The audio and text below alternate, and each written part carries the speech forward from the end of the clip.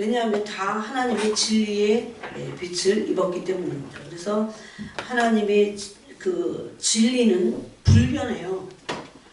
A라는 사람에게는 다른 진리고 B라는 사람에게는 또 다른 진리, 이룰 수 없어요.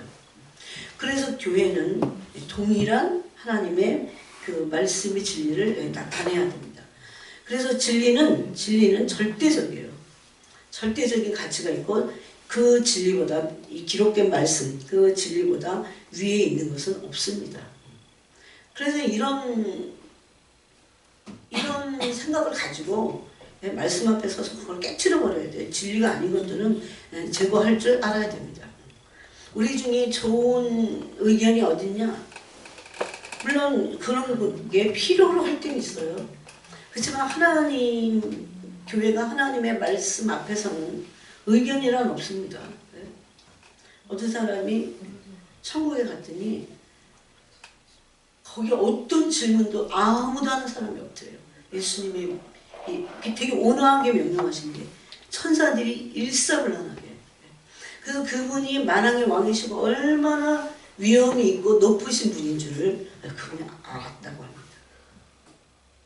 그래서 진리는 절대적입니다. 진리는 불변합니다. 그래서 진리는 불변해요. 또 진리는 영원합니다.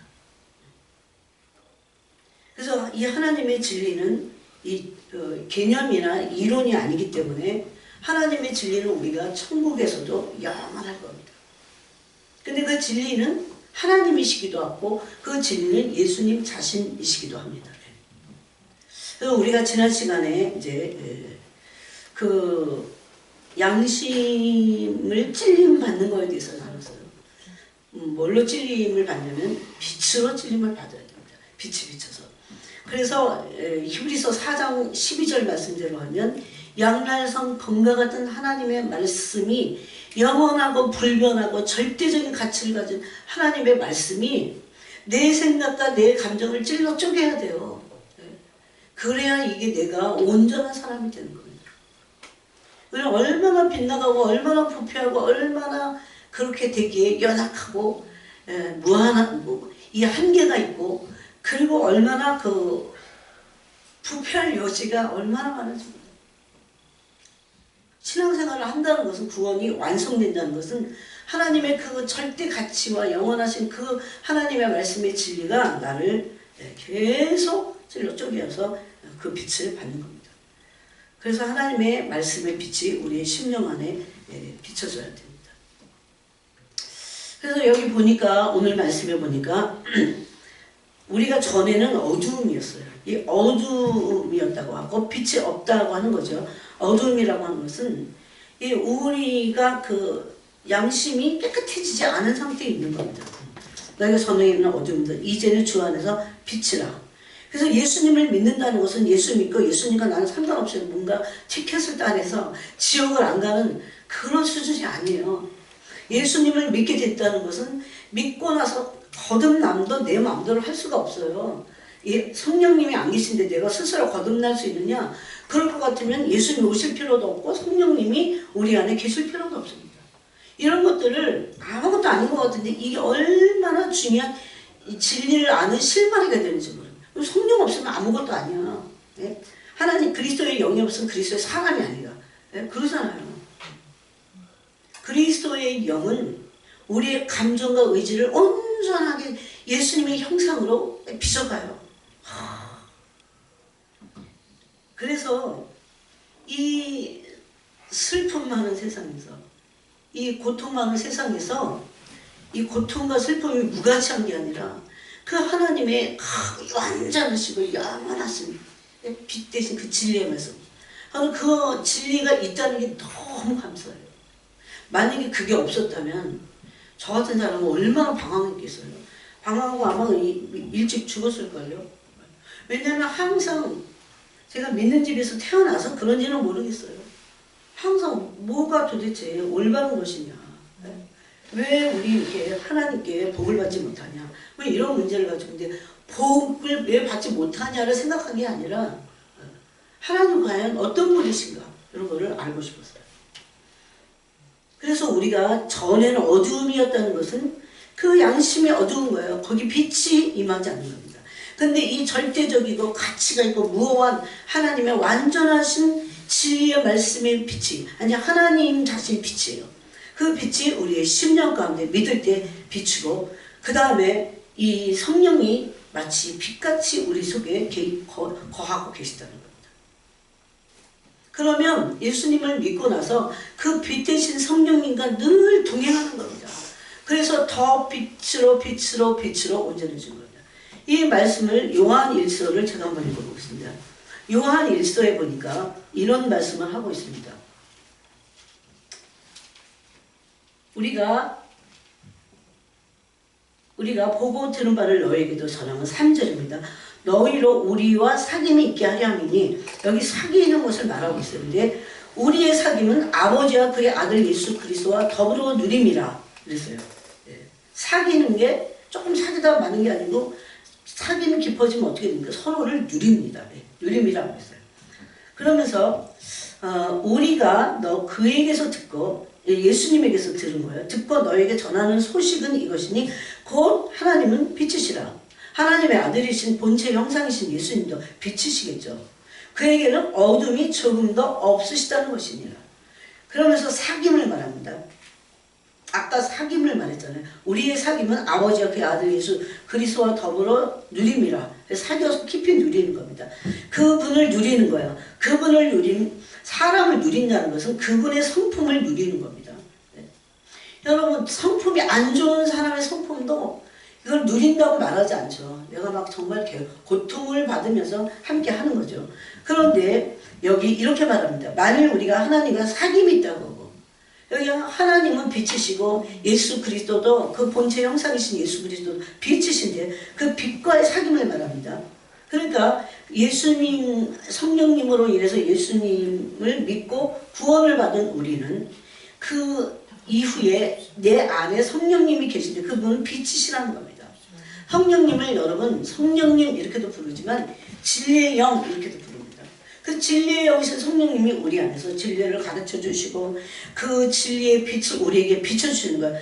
그래서 여러분 모태신앙을 조금 얘기하면요. 어렸을 때부터 막 3대 믿고 4대 믿는다고 뭘 아는 게 아니야. 예?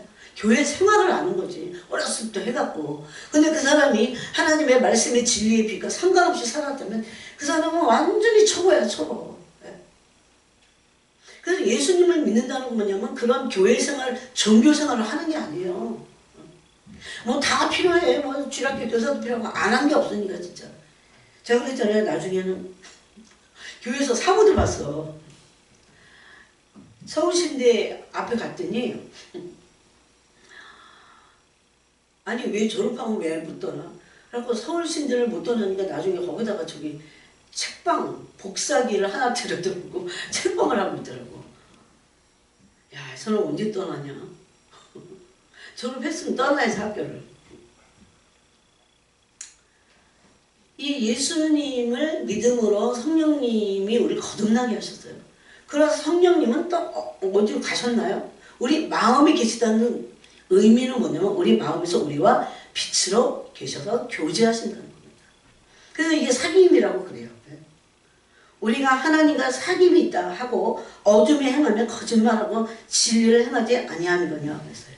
그래서 하나님은 빛이신데 우리가 성령 하나님을 통해서 하나님이신 진리와 사귀는 겁니다. 그럼 하나님과 사귀면 하나님의 성품과 사귀는 거예요. 하나님의 진리 안에 있는 하나님의 성품이야. 하나님의 성품은 진리야. 진리는 하나님의 성품이야. 그분과 사귀는 거예요. 우리가 사람과 사귀면 이런 너무 사무적인 게 아니고 인격 대 인격으로 사귀면 마음과 마음을 나누고 성품을 나누는 거잖아요. 하나님과도 그렇게 해야 된다는 겁니다. 여러분 이게 얼마나 중요하고 얼마나 좋은지 몰라요. 이런 주님과 자꾸 사귀는 게 이제 되잖아요. 이게 가능해야 돼. 예? 그냥 우리가 막 우리의 필요와 어떤 뭐 영혼의 갈급을 혼자서 막 중언부언하고 그게 중언부언이야. 그게 아니고 그분의 빛 대신 그분과 사귀는 거예요. 그런데 그 빛 대신 주님은 진리십니다. 그래서 진리이신 그분과 사귄다는 겁니다. 그렇게 될 때 어둠이 물러나게 돼 있어요. 그래서 빛의 열매를 맺습니다. 그래갖고 뭐라고 하냐면 그러므로 그들과 함께 하는 자가 되지 말라고 하면서 너희는 전에는 어둠이더니 이제는 주 안에서 빛이라 빛의 자녀들처럼 행하라. 어떻게 해서 우리가 빛이 됐습니까? 빛 대신 주님과 사귐을 통해서. 우리 기도의 목적은 그래서 빛 대신 주님과 사귀어야 돼요. 이 말은 빛은 뭐냐면 진리야. 진리는 뭐냐면 말씀이야. 말씀을 통해서 그리스도의 형상을 우리가 본받고 사귀는 겁니다. 그분과. 여러분 사람을 제대로 사귈 때도 그러잖아요. 그렇죠? 뭘 나눕니까? 마음을 나눕니다. 근데 사람은 온전하지 못해서 마음을 완전히 나누기가 참 힘듭니다. 이거는 만약에 어떤 사람이 진리의 도를 깨달았다면 이건 일방적일 수밖에 없어요. 그래서 진정한 교제가 될 수는 없습니다. 근데 성령님은 그런 분이 아니에요. 그래서 우리가 그분과 사귐으로 요한일서 1장의 말씀대로 계속 사귀고 10년 사귀고 20년 사귀고 여러분 믿은지 30년 40년 50년 됐는데 빛이 없다 그 사람에게. 안 사귄 거야. 그래서 아까 거짓말 한다고 그러죠? 네? 거짓말. 그러면 빛과의 사귐으로 내가 빛이 된다는 건 뭡니까? 여기 그걸 말씀하고 있어요. 빛의 자녀들처럼 행하라고 해요. 왜냐하면 빛을 받았기 때문에. 그러면서 9절에 그럼 빛의 자녀들처럼 행한다는 건 뭐냐면 빛의 열매를 맺는 거야. 근데 그 빛의 열매는 모든 착함과 모든 의로움과 모든 진실함이 있다. 네. 너무나 이걸로 심판받게 될 겁니다. 네. 여러분 어떤 사람들은 복음을 잘못 알고 있어요. 복음은 심판 자체를 없애는 게 아니에요. 하나님의 심판에서 구원해내는 것이 오히려 복음이죠. 믿지 않는 자들은 그 믿지 않음으로 심판을 받게 되게 돼요. 즉 그 하나님의 심판에서 구원받는 은혜를 주시는 것이 복음입니다. 그래서 이방인에게도 뭘 줬습니까? 본성을 깨달을 수 있는 법을 주셨어요. 하나님의 모양과 형상이 파괴됐지만 그 안에 양심이 있기 때문에 우리가 금요일날 양심을 좀 자세히 하세요. 그래서 좀 더 설명을 하면 빛의 열매는 착해요. 뭐든 착해요. 의롭고 진실합니다. 착한데 의롭지 않다면 그건 진실하지 않습니다. 이 셋은 따로따로인 것 같지만 함께 이 열매를 맺게 돼 있어요. 착하고 의로워. 사람이 착한데 의롭게 힘들어요. 왜냐하면 이거 혼에서 나오면 그래. 어떤 사람은 기질상 좀 착한 사람이 있어. 근데 의롭지 않은 사람이 있어요. 남의 착한데 속으로 막 거짓말도 하고 뭐 의롭지 않아. 이럴 수 있어요. 이거는 영적으로 하나님의 성품 아니야. 빛의 열매는 아니에요. 이런데 속아. 이런데 속으면 안 돼요. 그래서 마지막 그 열매에 대해서 진실한 열매를 맺어라. 이렇게 말씀합니다. 모든 착하고 모든 의로운 것이 하나님의 성품에서 오는 진실함에 있다는 겁니다. 여러분 우리가 예수님의 형상을 대면하면 예수님이 얼마나 진실하십니까? 난 얼마나 거짓된 자지. 거짓말을 해서가 아니에요. 그냥 사는 것 자체가 이 영원하지 않은 이 세상에서 허덕허덕거리면서 하는 것 자체가 너무 거짓돼. 근데 주님은 이런 부분에서 산상순에서 뭐라고 했냐면 아버지의 나라와 의를 구하라고 했어요. 그러면 이 모든 것을 너에게 더하시리라. 그러면서 제가 영국에서 연단 받을 때요 그걸 깨달았어요. 내가 일용할 양식이 있고 잘 때 있으면 되는 거였구나. 진짜 밑바닥까지 내려가잖아요. 그러면 그것으로 만족하게 됐어요. 그래서 예수님도 주기도문을 가르치실 때 일용할 양식을 주옵시며 이게 광야 1세대가 광야에서 만나를 먹었을 때 그 토요일을 위해서 미리 토요일날 일할 수 없으니까 안식일이니까 그 외에는 뭔가를 더 내일 것을 준비했을 때 이 만나를 더 거두어 들었을 때 썩었습니다. 어떻게 그렇게 하루 만에 다 썩어버렸어요. 그거는 얼마나 큰 의미를 우리의 완전히 그 탐욕을 완전히 벗어버리고 탐욕을 버리면 버릴수록 하나님을 온전히 의지하게 됐어요. 하나님을 의지하는 것과 탐욕과 이게 이렇게 반비례로 같이 갑니다. 그래서 진실한 착한 의로운 열매를 맺을 수 있습니다. 그래서 주님을 시험해보라고 합니다. 주님이 얼마나 이런 열매를 맺는 것을 기뻐하시는지 모릅니다. 여러분 사람들은 어떤 사람을 평가할 때 그냥 뭔지 모르고 신앙도 막 열심히 고 나는 뭐 이러면 그냥 잘 평가할 수 있어요. 근데 하나님은 그런 것에 속지 않으십니다. 물론 게으름이나 이런 건 아닙니다. 게으름도 엄청난 큰 죄이기 때문에 그것도 심판을 받게 될 겁니다. 그런데 속을 보세요. 정말 마음을 보세요. 여러분 다 있는데 마음은 안 들여. 그거는 그게 바로 종교고 그건 고짓된 거예요. 그래서 항상 마음 훈련해야 돼요. 항상 마음을 들이는 거. 여기서 집에까지 가는 그 어간에도 그 시간에도 항상 마음을 들이고 오고 갈 때 항상 마음을 들이고 차 안에서도 항상 마음을 이게 훈련이 돼야 돼. 훈련. 누구를 만나도 내 마음은 주님께 가 있어요. 그 중심이 내 안에 중심이 주님이시라는 겁니다. 그러지 않고는 얼마나 우리의 죄악이 깊고 우리가 죄악된 존재인지 예? 그분과 사귐으로 빛의 열매를 맺는 건 빛의 자녀가 되는 거예요. 그래서 끊임없이 그분과 사귀어야 됩니다. 사귄다는 건 마음을 주고받는 거예요. 끊임없이 사귀어야 돼. 주님과 집에 혼자 있을 때도 사귀고 예? 밤에 혼자 자기 방에 있을 때도 사귀고 주님과 늘 사귀어야 돼요. 그러므로 내 안에 나도 모르게 있는 어둠들이 다 발각이 되는 겁니다. 그렇게 하지 않고는요 안 돼요. 지금 더군다나 예? 이 빛의 열매를 맺을 수는 없습니다. 왜 그런가 봤더니 우리가 살고 있는 이 세상이 흑암 덩어리야. 또 우리 자체가 이기심과 탐욕으로 인해서 굉장히 어두운 존재예요. 어떤 사람이 얼마나 그리스도의 형상을 담느냐에 따라서 빛의 존재가 되지만 그래도 이 땅에서 육체가 있는 한은 예, 탐욕을 완전히 벗어날 수 없기 때문에 항상 이 빛 대신 주님과 사귀어야 됩니다. 그러면서 여기 그렇게 말합니다. 너희는 열매 없는 어둠에 대해 참여하지 말고 도리어 책망하라고 합니다. 어떻게 해서 이렇게 될 수 있을까요? 양심에 찔림을 받아갖고 그런 것들을 내 속에 있는 것들을 계속 책망을 하는 겁니다. 그들이 은밀히 행하는 것들은 말하기도 부끄러운 것들이다. 그러나 책망받은 모든 것은 빛으로 말미암아 드러나는 하나님의 말씀으로 책망을 받을 때 이 말씀의 빛에 의해서 이 어두움들, 죄악이죠. 죄의 본성이죠. 특히 어떤 잘못한 거 하나 말고 저희의 본성이 빛을 받아야 됩니다. 본성. 본성이라는 건 뭐예요? 우리는 본능적으로 죄성을 가지고 있어요. 죄성이 본능이야. 그럼 이게 동의하세요? 죄성이 본능이야. 이렇게 막 화장도 막 하고 이렇게 있는데 죄성이 본능이야. 근데 그거를 주님이 독사의 알을 품고 있다 이럽니다. 입에는 저주의 입이 가득하다 그럽니다. 많이 깨지니까 안 그러지. 만약에 자연적으로 우리의 속에 있는 그 죄성의 성품을 그냥 통제를 안 받아? 그럼 마음대로 해? 그럼 사람 살인도 할 거예요. 지가 겁나갖고 못할 뿐이야. 그리고 대천 사람들은 사람도 찔러 죽이잖아요. 사람이 어떻게 인도가 없어서 그렇게 할 수 있을까? 그것은 어둠과 하나가 되어 있기 때문입니다. 그래서 계속 양심의 가책을 받고 양심의 찔림을 받고 그런 은밀한 내 속에 있는 것들을 계속 책망을 받아야 됩니다. 그래서 13절에 책망받는 모든 것은 빛으로 말미암아 드러난다고 합니다. 이게 바로 주님이 우리 안에 있는 어둠들을 들춰내시는 겁니다. 그래서 주님이 우리의 어둠을 들춰내실 때 속상해하면 안 됩니다. 우리를 주님이 주눅들게 하시려고 그렇게 하는 게 아니에요. 우울하게 하시려고 그렇게 하는 게 아니에요.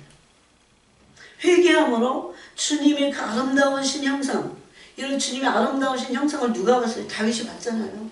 그 아름다우신 형상을 담고 하나님의 영광의 높은 반열로 오르게 하기 위한 거예요.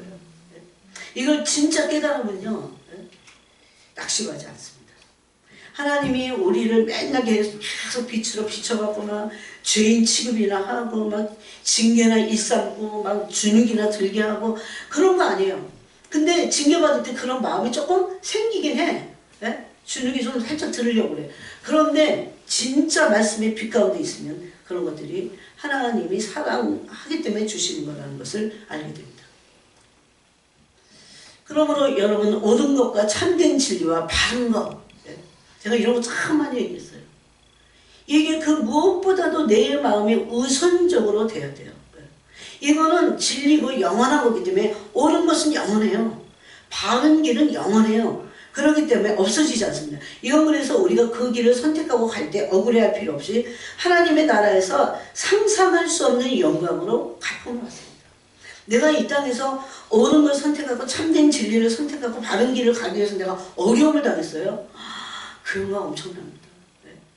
그 영광 엄청나요. 심지어 부당한 대우를 받아서 예수님 때문에 참았어. 엄청납니다. 억울할 거 없어요. 그런데 이런 옳은 것과 참된 진리와 바른 것은 하나님 한 분 안에만 있다는 겁니다. 그래서 우리는 그분과 사귐으로 우리 안에 어두움의 죄성들이 빛의 존재로 바뀔 수 있다는 겁니다. 그래서 우리는 그 하나님의 완전하신 진리의 의를 배워야 돼요. 그분과 사귐으로. 그리고 알아가야 돼요. 또 궁극적으로는 닮아가야 됩니다.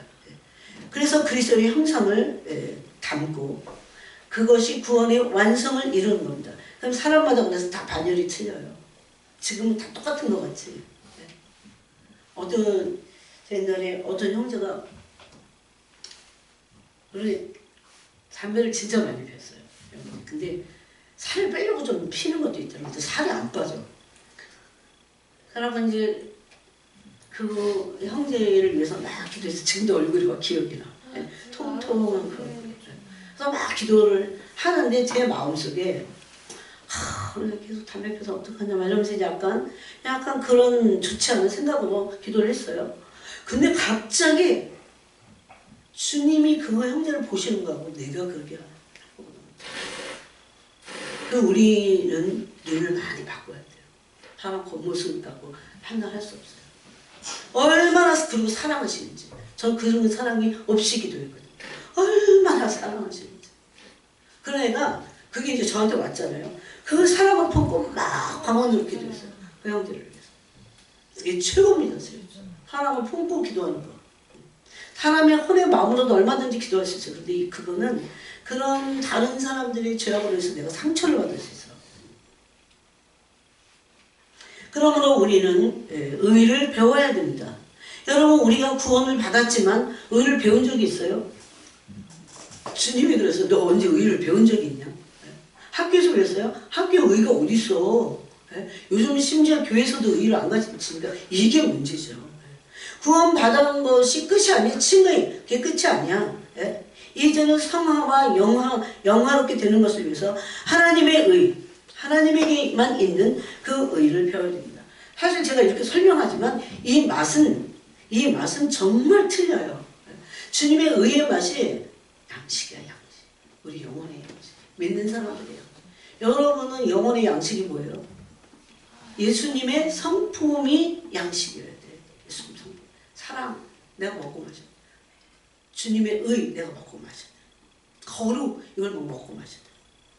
그 구원받는 것, 그냥 그 단편적인 것으로 끝나잖아요. 진짜 구원을 받았다는 건 뭐냐면 계속 이분의 형상을 본받아 가는 겁니다. 의를 배우는 겁니다. 그런데 이분과 사귐으로만 그것이 가능하다. 그때 계속 양심이 찌르고 그래요. 의를 배운 적도 없고 의를 경험한 적 있어요? 세상에 의가 어디 있어요? 우리 부모님에게 의가 있습니까? 없습니다. 사실. 그분들도 다 뭔가 치우쳐 있어. 그렇지만 함부로 하면 안 됩니다. 그래서 예수님에게 이 의를 경험하고 나서 이것이 얼마나 보배인지. 바울이 그랬잖아요. 예수님이 보배라고 보배. 진짜 여러분 예수님이 여기 이 금덩어리보다 더 중요해요. 성경은 그렇게 말하고 있잖아요. 욥기서에서. 근데 이거는 경험을 해봐야 돼. 주님의 성품 경험하게 해달라고 기름 부어달라고 기도해야 합니다. 이 세상에서 우리는 불법, 불의, 죄악 이런 것만 다 존재하잖아요. 세상이 막 아름답다고요. 너무 혼척이라 그래. 영의 눈으로 보면 세상이 얼마나 악한데 주님이 악하다고 하면 악한 거예요. 갈라디아서 1장인데 이 악한 세대로부터 우리를 구원하신다고 했어요. 그러면 세상이 너무 막 아름답대. 그러면 막 자기 애한테 막 세상 너무 아름다워. 이게 너무 혼적이라 그래. 그게 뭔지는 난 알아요. 그러면 그렇게 얘기했다면 세상이 얼마나 악한지도 얘기해줘야 돼. 세상에 죄악이 가득하고 불법과 불의가 판을 치고 그리고 흑암에 앉아있다고 그랬어요. 성경은. 하나님 보시는 거하고 틀려. 그래서 하나님의 말씀은 인간이 이성으로는 도저히 깨닫거나 알 수 없어요. 여러분 혼적으로도요, 자식을 사랑하고 엄청 사랑할 수 있어. 정정정 그러면서. 그건 진정한 사랑이 아니에요. 잘 보니까 그래요. 하나님의 말씀을 인간의 이성으로 깨달을 수 없습니다. 성경을 쓰신 성령 하나님이 저를 깨닫게 하셔야 돼요. 말씀을 깨닫게 해주시고 또 진리를 깨닫게 해주시도록 그 영의 세계를 깨닫게 해주시도록 기도해야 합니다. 이거를 모르는 사람들이 그 당시에 그렇게 많은 율법을 알고 있었던 바리새인들입니다. 율법 많이 알아서 뭐 할까요? 그래서 예수님을 믿고 처음부터 온전한 양심을 가지고 죄악에서 완전히 떠난 사람은 없습니다. 이제 예수님을 믿는다는 것은 시작이 된 거예요. 우리 안에 있는 거대한 이기심과 탐욕을 보게 될 겁니다. 오죽하면 욕심이 잉태한 즉 죄를 낳고 죄가 장성하면 사망을 낳는다고 했습니다. 그래서 이런 우리 안에 있는 이기심과 탐욕을 정말 다룬받아야 돼요. 그래서 계속 다룬받으면 양심이 온전한 양심을 가지게 되고 그렇게 살 수 있습니다. 이 온전한 양심으로 사는 것까지, 아까 그 온전한 양심의 대표가 뭐냐면 모든 착함과 모든 의로움과 모든 진실함이에요. 이렇게 사는 겁니다. 여러분 왜 그렇습니까? 우리 모두는 인간 자체가 교만합니다. 거짓돼요. 양심을 연단받지 않으면 안 됩니다. 양심이 반드시 연단받아야 양심의 빛이 비치는 겁니다. 빛이 비쳐요. 아까 여기 빛이 비치니까 어떻게 돼요? 빛이 비침을 받는 데마다 책망을 받아요. 그래서 빛으로 말미암아 그 책망받을 것들이 드러나니까 이제 그것이 그 어두웠던 것이 다 제거되면서 빛이 된다고 말씀하십니다. 또 시편 26편 시편 139편보다도 이 시편 26편이 더 이 부분에 대해서 잘 말씀하고 있는데, 시편 26편에 보니까 여호와여 나를 살피시고 시험하사 내 뜻과 내 양심을 단련하소서 그랬어요. 내 양심을 단련해달라고. 그래서 우리가 하나님의 말씀으로 양심을 어떻게 단련받아요? 하나님의 말씀이 빛이 비춰갖고 단련받는 거예요. 여러분 스스로 지난 과거를 한번 생각해 보세요. 나는 하나님의 말씀의 빛이, 진리의 빛이, 이건 절대적이에요. 절대 무어합니다. 그래서 이 말씀의 빛이, 이건 단순히 문자가 아니에요. 여러분 지금 서양에서는요, 서양 철학 가운데 이 하나님의 말씀을 성서로 봅니다. 한 책으로 봐요. 그래갖고 뭐 무슨 학설을 엄청 많이 붙이는데 좋아. 거기까지는 좋아. 뭐 연구도 필요하니까. 근데 이 어느 한 면에서는 완전하게 하나님의 말씀은 무어하고 하나님의 말씀은 그런 의미에서 무어해요. 진리기 때문에. 영원하고 절대 가치를 가지고 있다고 생각하고, 우리가 구원받기에 조금 더 부족함이 없다고 성경에 대해서 말씀하고 있잖아요. 그래서 이 말씀으로 양심이 찔림을 받아야 됩니다. 여러분 한번 생각해 보세요. 나는 지난 시간 나의 뜻이나 나의 마음의 모든 것들이 양심의 빛을 통해서 단련을 받고 있습니다. 단련받아야 됩니다. 정말 많이 받아야 돼요. 그래서 심령이 연단되어서, 그래서 이 양심이 연단해달라고 이렇게 기도를 했어요. 연단되어서. 그럴 때 이 이기심과 탐심이 비로소 꺾이기 시작합니다. 조금씩. 특히 지난 시간에 얘기했던 자기애. 이건 진짜 모든 사람에게 있는데 모든 사람이 병들어 있다는 것을 알 수 있어요. 자기애에서 완전히 해방된 사람은 자기에게 묶여있지 않은 사람이에요. 진짜 참된 해방을 가지고 있는, 해방이 무엇인지 아는 사람. 그래서 마귀는 자기애와 자기애에서 나온 자기 연민을 가지고 인간을 인본주의화 시켜요. 인간이 중심이야 그냥. 그러면 하나님의 말씀을 비춤을 받을 수 없습니다. 그래서 우리는 자기 연민이나 자기 애에서부터 해방돼야 돼요. 하나님 때문에, 하나님의 말씀 때문에 회개하고 그래야지 자기 연민에 빠져서 안 돼요. 그래서 제가 그런 생각이 들 때가 있어요. 괜히 그럴 때 가차없이 이 감정을 자기 애에서 나온 자기 연민을 가차없이 없어. 이거는 어린아이 영으로 어린아이 상태예요. 그리고 아직 치유가 안 돼서 그냥 꺾어버려야 돼요. 그래서 참 중요합니다. 자기 연민과 자기 애에서 벗어나는 거, 해방되는 거. 하나님 말씀의 빛을 받아서. 어떨 때는 객관화해야 해요. 나를. 내가 아무것도 아니야. 여러분 그런 거 지금 다름 안 받으면요. 인생살이도 고달퍼. 아니 막 자식들은요 원래 시간이 지나가면 지나갈수록 부모 어릴 때 막 부모가 없으면 죽을 것 같지만 그러지 않아요. 그럼 다 내려놔야 돼. 그리고 다 보내버려야 돼. 그렇게 하지 않으면 자기 연민에 빠지고 자기 애에 빠져갖고 얼마나 비참해지는 게 마음이. 이런 거 버려야 돼요. 정말 자기 연민과 자기 애와 또 열등감 이런 건요 사탄이 엄청 잘 사용해요. 진짜. 자기 애와 자기 연민에 빠진 사람이 우울하고 또 그리고 고독을 느끼고 막 그러잖아요. 다 자기 애에서 나오는 거예요.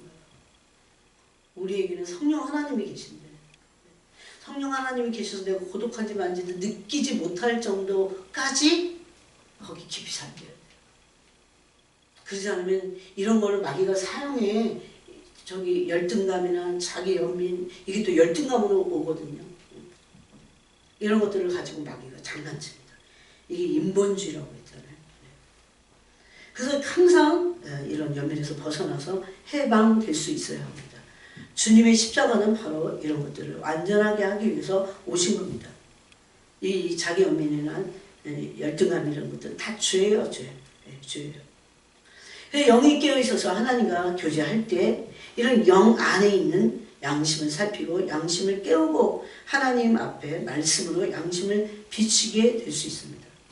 그러면 양심이 밝아지겠죠.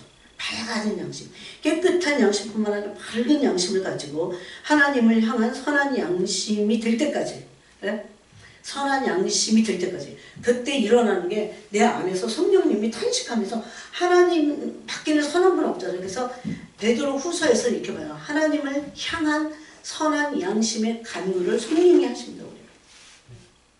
그게 많이 방언으로 하는데 딱 좋아. 많이 탄식해야 돼요. 기도들이. 그럴 때 우리가 하나님의 형상을 입는 겁니다. 선한 양심의 간구를 할 때 하나님의 형상이 입혀지게 돼요. 그러면서 빛의 자녀가 되고 빛의 열매를 맺게 됩니다. 그래서 이 양심에 이제 그때까지 가야 돼요. 계속 될 때까지 가야 돼요. 그래서 양심에 하나님의 선과 하나님의 의가 이제 기름 부어집니다. 그 양심이요 순전해져요. 이 순전함이 고린도 후서 11장에서 바울이 말한 신부의 순전함입니다. 신부의 순전함. 순전해요. 세상은 순전한 데가 어디 있어요? 어디도 없어요. 어디도 없어요. 정말 순전해야 될 때도 순전하지 않습니다. 하나님에게는 이 순전함이 있어요. 이게 참 놀랄만한 맛이에요. 놀랄만한 맛. 이거를 막 우리가 먹고 마셔. 하나님의 순전하심을. 그 얼마나 에너지가 되겠어요, 그게. 그러니까 세상은요, 그런 게 없기 때문에 세상에서 막 우리가 찢길 수 있어. 우리가 또 성숙하지 않으면. 그런데 이 찢긴 마음을 가지고 하나님의 순전하신 주님의 그 형상을 기름 부으심 받는데 이것이 양식이 될 때 살고 싶은 의욕이 생기죠. 막 살고 싶은 거예요. 근데 이게 막 깊어지면 그래서 성인들은요 막 고통 중에도 막 도대체 왜 저러는지 잘못된 사람들 아니야? 이렇게 생각할 정도로 그런 삶을 살았습니다. 그래서 제가 항상 그런 책을 보면서 그랬어요. 이런 세계가 있다면 저도 이 세계를 들어가고 싶습니다. 그래서 또 밝아집니다. 하나님의 의나 하나님의 이 선이 우리에게 기름 부어지자는 건 밝아져요. 그러니까 돈을 많이 벌고 내가 성공하고 내가 하고 싶은 거를 다 이루고 그래서 밝아지는 게 아니야. 그래서 평강을 누리는 게 그건 잠시의 일시. 이건 진리기 때문에 그 사람 그거를 이루었어. 성취했다고 해도 잠깐일 겁니다. 진짜 이 우리 안에 있는 이기심이나 탐심으로 인한 두려움, 이기심으로 인한 죄성, 이런 것들이 평강을 깨잖아요. 이거를 누릴 수는 없습니다. 그래서 두려움이 여기서 완전히 사라질 때까지 그 주님의 그 선하심을 구해야 됩니다. 그렇게 돼서 이 기름 부심이 없으면 둔해집니다. 영이. 이게 이제 누가복음 21장에 있는 말씀인데, 여러분 생활의 염려가 너무 심하잖아요. 여기 보니까 너희는 스스로 조심하라 그랬어요. 21장 30절. 그렇지 않으면 방탕함과 술 취함과 생활의 염려, 특히 여러분 생활의 염려는 진짜 하면 안 돼요. 물론 다른 것도 다 하면 안 되지만, 여러분 생활의 염려는 모든 사람에게 있는데 모든 사람이 이걸 하지 말아요. 하나님께 맡겨야 돼요. 그래서 염려하지 말고 마음에 평강이 임할 때까지 기도하라고 했어요. 평강이 임할 때까지. 여러분 그렇게 해본 적 있어요? 아니 어떤 문제가 있어갖고 내가 그것 때문에 계속 마음 불편하고 막 두렵고 또 염려 근심 걱정이 생겨요. 우린 진짜 아무것도 아니에요. 없던 일 하나라도 큰 거 하나 팍 터지죠. 그러면 그냥 난리야 난리 진짜. 그런데 죽었다 생각하고 주니까 다 맡기고 그 평강이 올 때까지. 여러분 문제 해결이 아닙니다. 예? 여기 비밀이 있어요. 평강이 올 때까지야. 평강이 우리 마음을 주장하면 이제 그 게임은 이 싸움은 끝나는 겁니다. 사탄은 어떻게 그 사람 건드릴 수 없어요. 그래서 평강이 올 때까지 계속 주님을 붙잡고 의지하는 거예요. 그럴 때 주님을 의지하는 게 나오는 거죠. 그럴 때 이런 둔해지고 이런 두려운 마음으로 양심이 둔해져요. 그러니까 둔해졌다고 되어 있죠. 둔해지고 또 무뎌집니다. 이런 것들이 계속 연달을 받고 깨어있게 되는 거죠. 주님을 의지할 때. 그래서 자기 애와 자기 연민으로 핑계를 대고 죄를 은폐했던, 그래갖고 싹 이걸 치우나요? 그랬던 그런 무뎌진 양심들이 다 일깨워지는 겁니다. 양심이 일깨워지면 처음에는 좀 고통스러운 것 같지만 그렇지 않습니다. 이것이 시간이 지나가면 지나갈수록 우리를 죽이시잖아요. 온전히 그분께 우리의 이 양심을 다 주님께 드려요. 여러분 이방인이나 불신자들이 스스로 돌이키지 못하는 이유는 스스로 양심에 찔리고 죄에서 돌이킬 만큼 그런 선한 능력이 그들 자신 안에 없기 때문입니다. 이것을 하실 수 있는 분은 거듭난 자 안에 있는 성령님이 오직 성령께서 이것을 보여주셔야만 그들이 변화될 수 있습니다. 심지어 예수님 당시에 이방인이 아니었던 바리새인들조차도 양심이 삐뚤어져 있었습니다. 그래서 그들을 향해서 외식하고 이 독사의 자식이라고 했습니다. 그래서 죄악 가운데 있어도 죄를 인식하지 못해요. 죄가 뭔지 몰라요. 왜 죄악의 삶이 일상이 돼갖고 죄가 뭔지 뭐가 의인지를 모르는 그런 불신자 같은 하나님 없는 삶이죠. 이게. 하나님이 로마서 2장 말씀대로 3장 말씀대로 양심을 주셨다는 게 너무 감사해요. 이 양심에 대해서 그 이방인이 가지고 있던 우리 안에 있었죠. 이걸 조금 더 설명을 해보면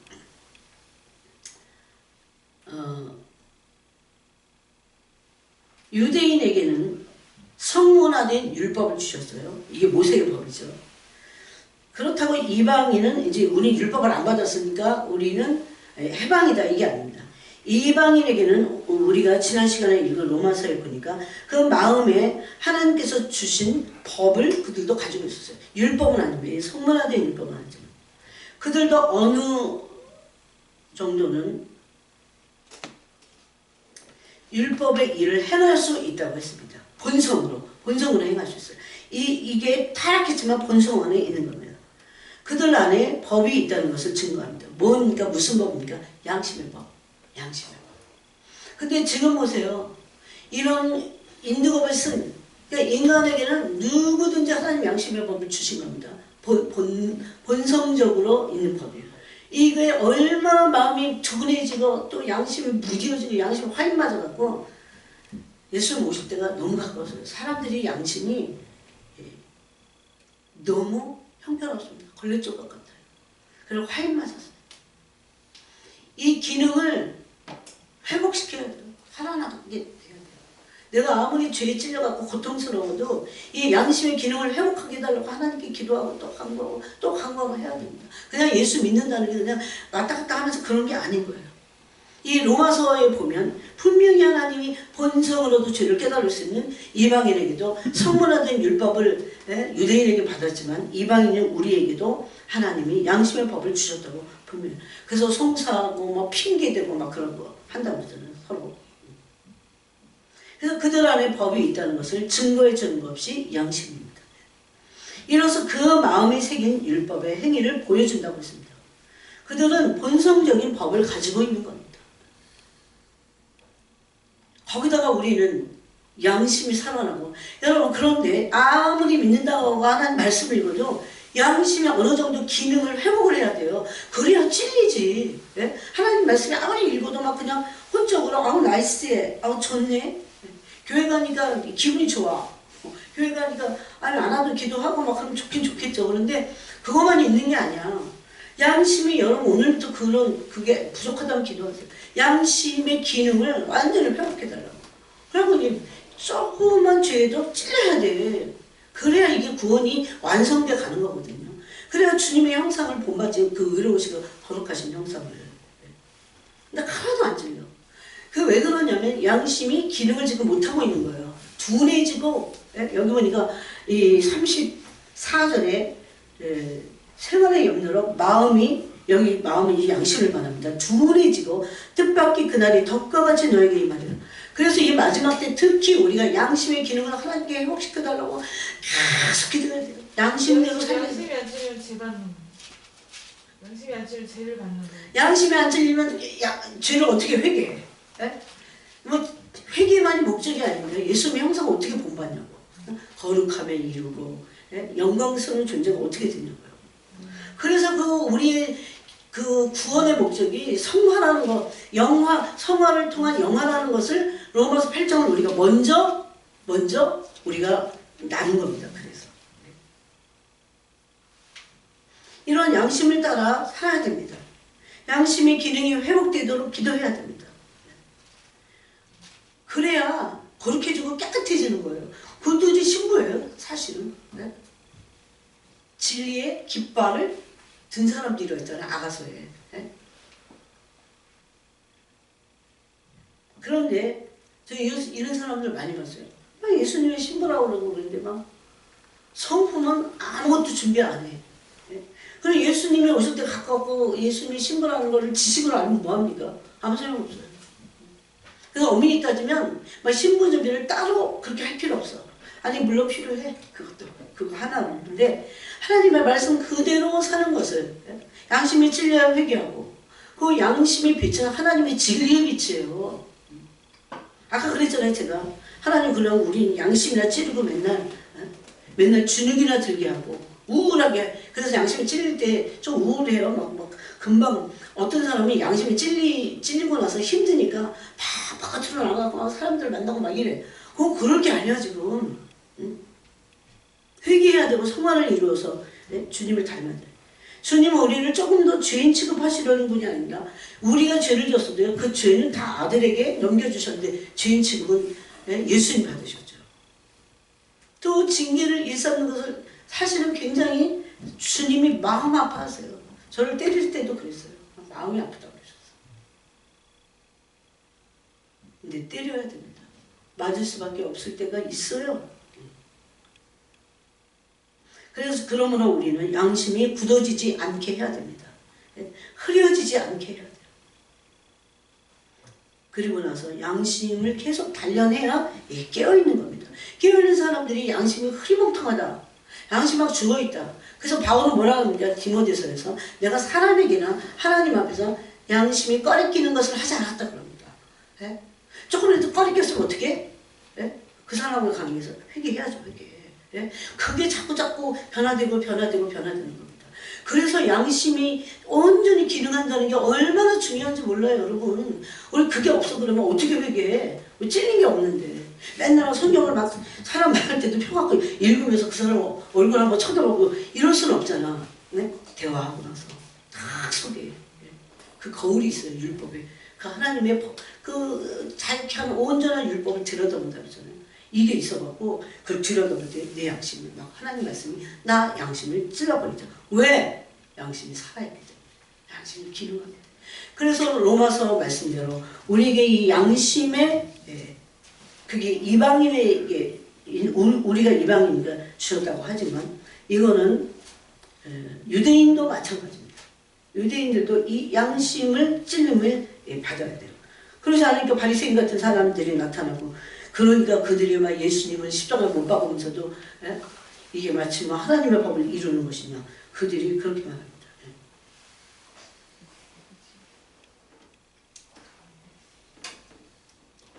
그래서 항상 양심을 살아있으려면 말씀으로 살펴야 됩니다. 그러니 따로 시간이 필요하죠. 그래야 죄를 죄로 알 수 있습니다.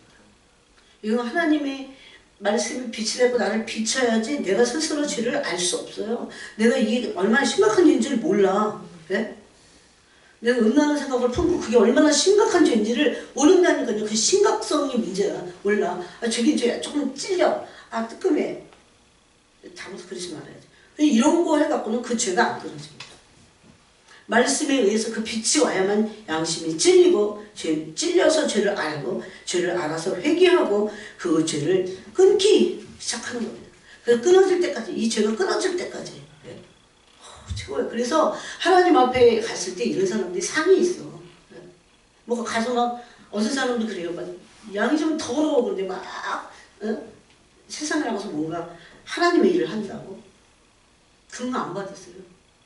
진짜 하나님 참 진짜 하나님 속일 수 없어요. 속일 수 없어요. 그래서 계속해서 양심이 정직해집니다. 그래 누가 있든지 없든지 네? 여러분 누가 있든지 없든지 누가 알아주든지 안 알아주든지 중요한 건 하나님 앞에서 내 양심이 얼마나 정직하냐 깨끗하냐 그 또 얼마나 이게 단련을 받으면 깨어있게 되거든요. 양심이 깨어있습니다. 그건 죄를 숨길 수 없어요.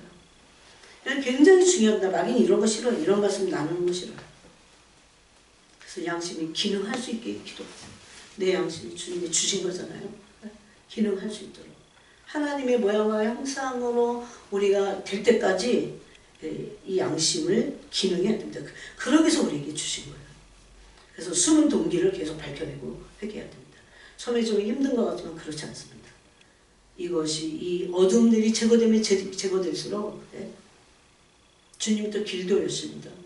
성품이 온전해지면 하나님이 높이셔야 돼요.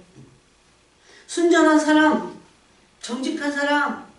다윗은 열왕기상 3장 6절에 보니까 다윗의 마음이 세 가지였어요. 이번에 이거 다시 하면서 깨달았어요. 성실. 하나님 앞에서 이렇게 돼 있어요.